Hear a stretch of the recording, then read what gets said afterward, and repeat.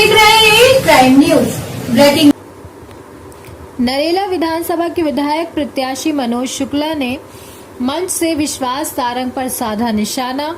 मनोज शुक्ला ने कहा, जिस तरह राहुल गांधी देश भर में मोहब्बत की दुकान खोलो, नफरत को खत्म करो, इस बात की मेहनत कर रहे हैं, ऐसी मेहनत हमें नरेला में करना है। एक बात में मनोज शुक्ला ने कई बातों पर ध्यान दिलाने की कोशिश की।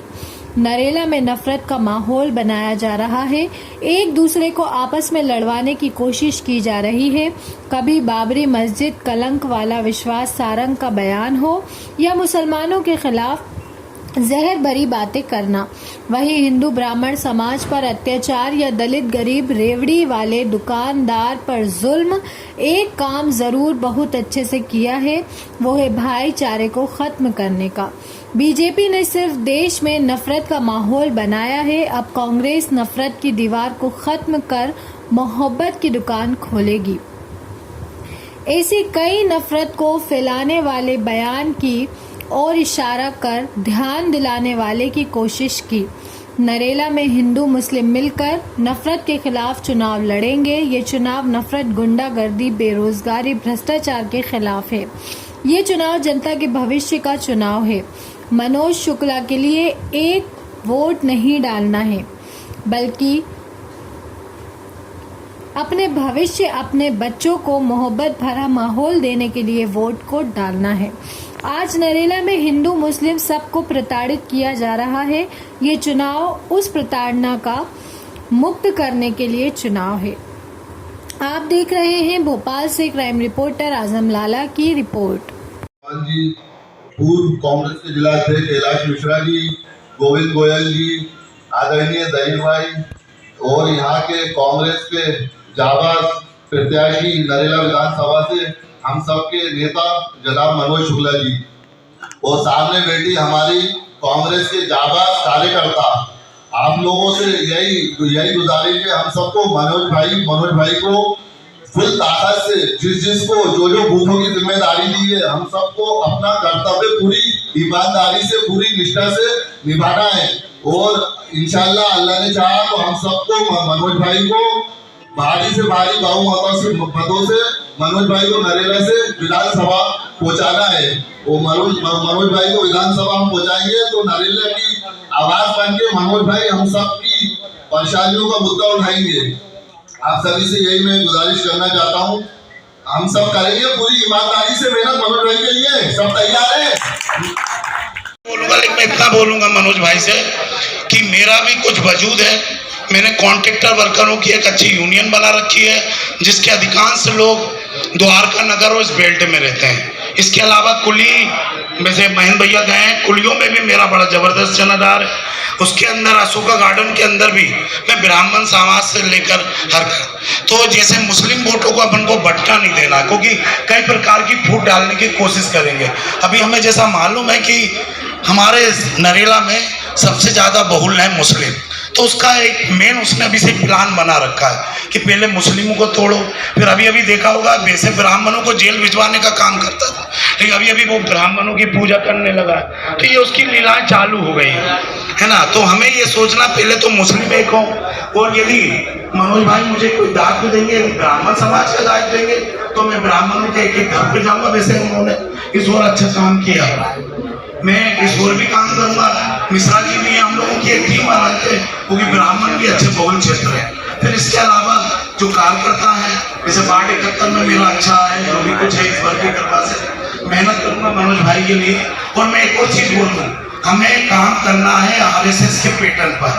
देखिए अपने यहाँ कार्यकर्ता थोड़े से लालच में इधर उधर हो जाता, मैं सच्चाई बोल रहा हूँ, बुरा मत मानना मेरी बात यदि किसी को लग रही है। हमें यदि मनोज भाई की तरफ से कोई पैसा नहीं आता है, कार्यकर्ताओं को बांटने का कुछ नहीं आता है, तो भी कोशिश करें हम अपनी पूड़ी रखें, सब्जी रखें, अपने खाने से मेहनत करके भी अपन काम करेंगे, तब उसको हरा पाएंगे, क्योंकि उसकी पेट बहुत जबरदस्त है, ये मान लो। हाँ, अत्याचार उसका इतना ज्यादा है, लेकिन जो जिनके अत्याचार किया आज वो भी खुलकर नहीं आ, इतने डरे हुए हैं लोग, कहते हैं कि हम अंदर वोट डाल देंगे। हमें उनके वोट नहीं चाहिए, बल्कि हर, जैसे आज मेरी फैमिली 40 लोग होती, तो मैं ये चाहता हूँ कि मेरे से जुड़े हुए जो 40 वोटर हैं वो पूरे के पूरे कांग्रेस को जाए। इस तरह लोगों मेहनत करना होगा। आपको एक चीज मालूम है, एक एक आदमी उसका, ये आप लोग प्रत्यक्ष रूप है, हर आदमी सेमरा में देख लो तो उसकी गुंडों की टीम है। लेकिन ये जरूर है कि कांग्रेस 15 महीने जीती तो वो गुंडे के गुंडे अपने नेताओं के पीछे घूमने लगे थे, और हम जो काम कर रहे थे वो पीछे हो रहे थे। आप जानते हो उसका नाम लूंगा, वो पीसी शर्मा जी के ऐसे साथ हो गया था, कहाँ का एडवोकेट बन गया वो पता पड़ा। अब जैसे ही सरकार चेंज हुई तो फिर वो गुंडागर्दी, इंडस्ट्रीज के हर आदमी से पैसा। तो हमें अपने नेताओं को ये बोलना है, सरकार आने के बाद आपको जैसे उन्होंने हम लोगों पे ईंट मारी है, हम उनको पत्थर मार कर जवाब दें। एक एक आदमी को नहीं छोड़ना, सब पीड़ित है, ऐसी लिस्ट बना के रखी है, इन लोगों को छोड़ना नहीं। यदि आपने इस बार भी छोड़ दिया तो ये कभी टूटेंगे नहीं। मेरा मनोज भाई, महेंद्र सिंह चौहान जी, गोयल जी, कैलाश मिश्रा जी से अनुरोध है कि ऐसे लोगों को पहचान के रखें।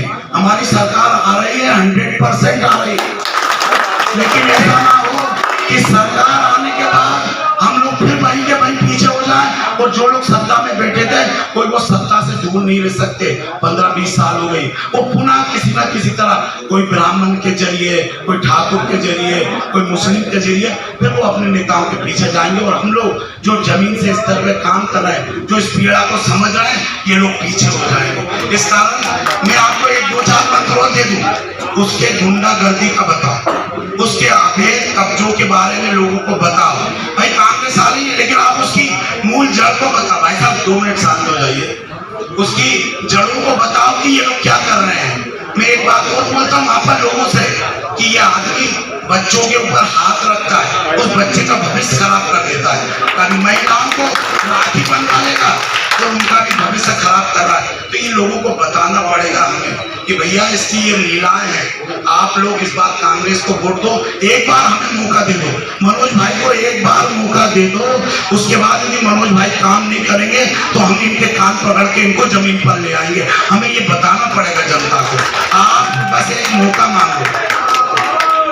साथियों एक चीज सुनो, मैंने लोगों को एक चीज समझाना चाहता था। आज नरेला के अंदर कोई धार्मिक सभा नहीं कर सकता, जगह नहीं देते सर, किसी की जगह नहीं देंगे, धर्मशालाएं नहीं देते, लोगों के लिए ऑफिस खोलने के लिए जगह नहीं देते। उसने इस तरह का टेरर बना रखा। मैंने लोगों को समझाया, मैंने कि बच्चों का यदि कोई खेलना भी चाहे तो नहीं, तो मैंने बोला है कि अगली बार यदि इस बार तुमने फिर इसको जिता दिया तो अगली बार जो अपन जन्मदिन के कार्ड बनवाते हैं, अपने बहनों की शादी के कार्ड बनाते, तो उसमें किसकी फोटो लगाते हैं? गणेश जी की फोटो लगाते ना।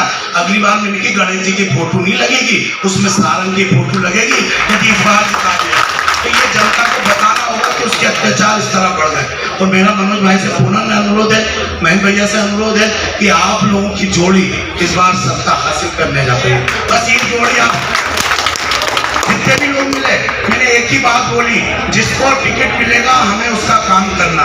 ये बैठे हैं, ये थोड़ा सा बिचक रहे थे तो मैंने कहा ऐसा काम न करो आप। जो भी जिसको टिकट मिल जाए, महेंद्र भैया को मिल जाए, मनोज भाई को मिल जाए, हमारा वोट सपोर्ट कर रहे हैं। आप लोगों ने मेरे को सुना, मैं क्या है माँ दुर्गा समिति का काम कर रहा हूँ। मैं चाहूंगा कि आप अपनी भाभी जी को भेजा, आप तो आ नहीं पाएंगे, महेंद्र भैया तो आना। और जय भाई ने मुझे मौका मिला इसका, इनके लिए भी बहुत बहुत धन्यवाद। भारत माता की आवाज नहीं आ रही पीछे वाले। अभी विश्वास सारंग क्या कर लेगा, कोई बड़ा गुंडा नहीं है। मैं मुकेश बंदी, आप 2 मिनट बात कर लें। इस बार हम खत्म करने जा रहे हैं। कई लोग रह गए हैं जो अच्छे लोग हैं, हमारे चेयरमैन भाई रह गए हैं, धर्मालय माफी चाहता हूँ आपसे भी। मुकेश भाई बोलिए। विश्वास सारंग तेरा भी इंसाफ कर। सम्मानित मंच आदरणीय श्री महेंद्र सिंह चौहान जी, श्री कैलाश मिश्रा जी, मेरे बड़े भाई, मेरे जिलाध्यक्ष यूथ के आइडियल रहे हमारे मनोज सक्सेना जी, निश्चित ही एक ऊर्जा यहाँ से हम सबके बीच मिल रही है। और आप सभी के मार्गदर्शन में निश्चित ही हम 17 तारीख का ऐसा बटन दबाएंगे कि विश्वास सारंग की पीठ निकल आएगी। इसी जानकारी के साथ फिर मिलेंगे। देखते रहें क्राइम न्यूज, पल पल की खबर, हर पल की खबर। क्राइम न्यूज, नमस्कार।